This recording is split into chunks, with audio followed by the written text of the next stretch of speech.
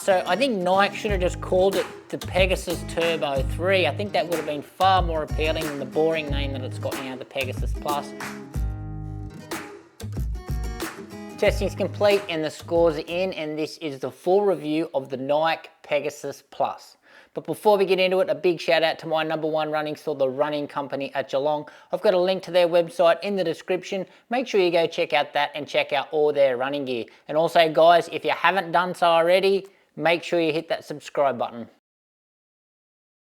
So with the specs, this one is marketed as a neutral up-tempo daily trainer. So at price point here in Australia, $260, $180 in the US. Now in the weight, not too bad here, 8.6 ounces or 245 grams. That's in your men's size 9. Now in the stack, we've got 35 in the rear, 25 in the front, and that's going to give us a 10mm drop. And with our scores, so I think Nike have actually hit the price point bang on here. So I think it represents pretty good value considering what you get in this shoe and its comparison to other shoes and what they deliver. So not bad here, Nike, 8 out of 10. And in the weight, pretty lightweight package. I'm pretty happy. It actually looks a lot heavier than it is, but it definitely doesn't feel heavy on the foot. Really happy, 8.5 out of 10. And with our upper, so the material that they're using is Flyknit. Well, it's a version of the Flyknit anyway. But by the looks and feel of it, it actually looks quite thick. So breathability could be better in this shoe, but the material is really soft and flexible, and it's just super comfortable. It's like you're wearing a really comfy t-shirt. Pretty solid heel counter at the back and a cool little Achilles flare, which I like. Probably a medium amount of padding around the heel collar. We've got no padding on the tongue, and the tongue is not gusseted. However, the tongue sits really straight, so I've had no issues with it curling or moving around on me. And the tongue itself is quite stiff. It's finished off quite nicely with these real premium materials. With our lacing system, pretty standard here, but the laces that they use are really like high quality laces. They're really thin. And what I haven't noticed in my earlier reviews, I haven't mentioned, is that it's got a bit of a midfoot strap here. So that's obviously just to help that lockdown in the shoe. And with the lockdown, no dramas whatsoever. So first time I've laced this one on, hasn't moved on me whatsoever. So great lockdown here.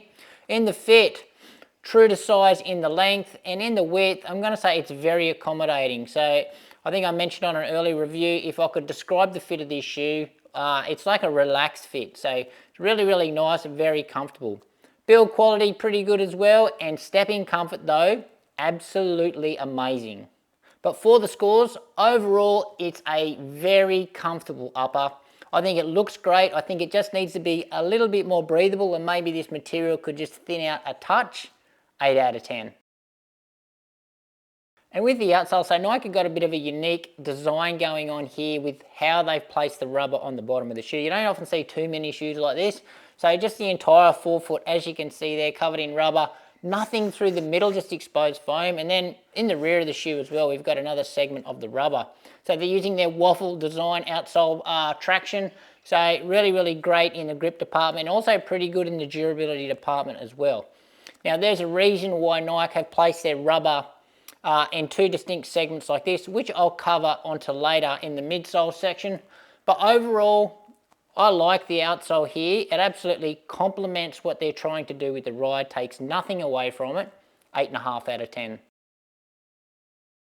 And in the midsole, just one big slab of ZoomX. So it's not recycled ZoomX, it's not within a carrier foam, it's just the ZoomX that we absolutely love, the one that they use in their race shoes. So just one big slab of that, no plate in this shoe. And rigidity wise, this thing is very flexible, as you can see there.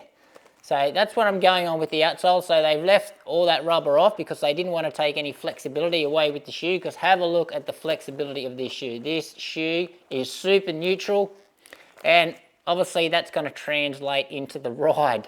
Now in the geometry, it's very traditional. So there's a little bit of curvature there to take some slappiness out of it, but overall I wouldn't call this a rocket shoe. It's certainly more traditional.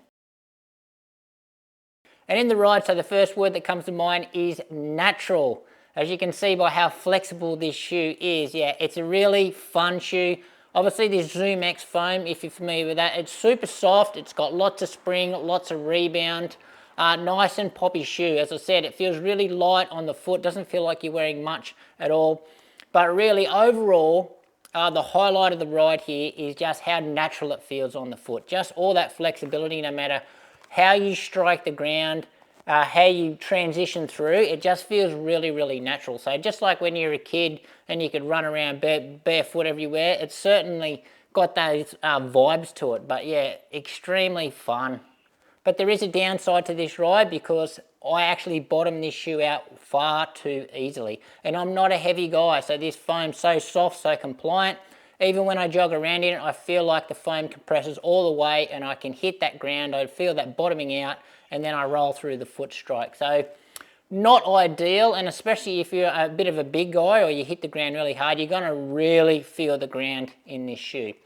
I think it just needs a few more mil of that Zoom X just to stop that happening. And that results in this shoe losing a bit of its versatility. But overall, fun, energetic, springy, natural ride, 8 out of 10. And Bare Shoes is exactly what it's designed for. So up-tempo daily trainer, so it can certainly handle your daily miles, but I'd probably limit your runs in this one for up to an hour just due to the bottoming out.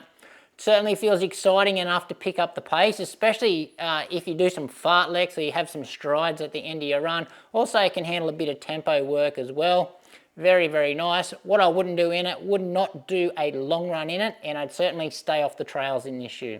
And if you're a runner that requires some stability or support in your running shoes, I'd probably steer clear of this one. I think the ride is a little bit too loose, a little bit too wild. So some other options out there if you are considering this shoe. So the first shoe that comes to mind, and it is the most similar ride to this one, is the New Balance Rebel V4. So that one is a really soft, springy, natural feeling shoe, just like this one. It's got a little bit lower drop in that shoe, and the foam is probably not as springy or is not as poppy. It's certainly a lot cheaper than this shoe as well. Well, it is in Australia. Next shoe comes to mind is the Hoka Mach 6. So that one, really lightweight package. The differences in that shoe, it's going to be a little bit more rocket in that shoe, and the foam in that shoe does not bottom out as easily as this shoe. And the last one I'll mention is the Asics Noosa Tri 16. So another lightweight up-tempo daily trainer. It's got more rocket geometry than this shoe, and the foam is a little bit firmer, so there's no bottoming out in that one. But very, very versatile shoe there. And just wrapping up here, so as you can see by the scores there, very, very consistent across the board. So it doesn't really have too much of a weakness. Its real weakness is the foam bottoming out.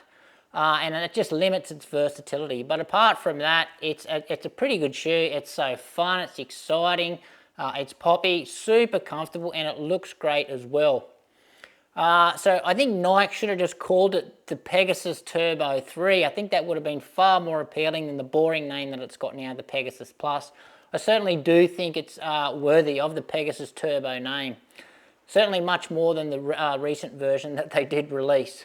But anyway, as you can see there, cracked into the 40s, and that means it's a definite buy from me. But anyway, guys, that's it from me. I hope you liked that one. Any questions you've got regarding this shoe, how it compares to anything else, or if you'd like me to compare this shoe with anything else, feel free to drop that in the comments below. But anyway, guys, thank you for watching. Make sure you give this video a like, subscribe to the channel, and we'll see you next time.